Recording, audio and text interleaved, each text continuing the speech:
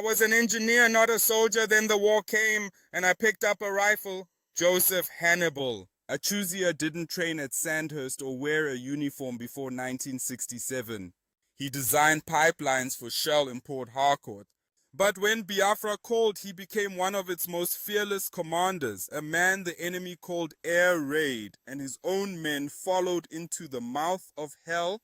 Joseph Achuzia was born in 1929 and by the 1960s had built a comfortable life as an engineer with Shell Petroleum.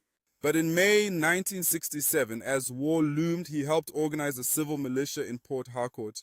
When that militia was absorbed into the Biafran army, Achuzia, without previous military training, was commissioned as a colonel. He was the only senior officer of the war who had never been a soldier before.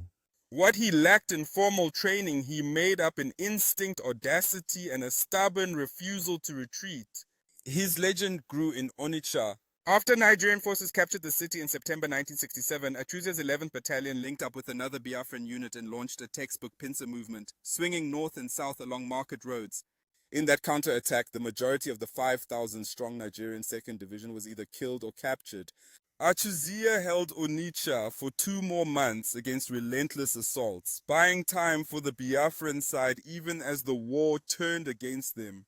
He was transferred to Port Harcourt in 1968, commanding the city's defense under heavy artillery bombardment. For 5 days, the airport and barracks changed hands repeatedly.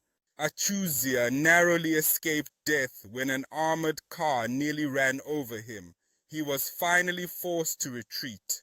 The war became a series of such near miracles and bitter withdrawals. In 1969, during the fight for Owerri, he clashed openly with another Biafran commander. Both men drew their guns, and Ojukwu had to step in. Achuzia was given command for 1 week. His frontal assault failed, and he was replaced. On January 9, 1970, with Biafra collapsing, Ojukwu placed all remaining troops under Achuzia's command and handed the presidency to Philip Effiong. 3 days later, Achuzia stood beside Effiong as they broadcast the final surrender to General Olusegun Obasanjo. The man who had never held a rifle before the war was now the one who laid it down at the end. He returned to civilian life and died in 2018 at 89, leaving behind a legacy of courage that still echoes in stories told by those who fought beside him. There are no heroes like you who fought and defended your land and your people, real heroes who shared our mourning days with joy and pain. No greeting like their welcome, no homage like their praise. Joseph Achuzia didn't choose war, but when his people were cornered, he stepped forward anyway.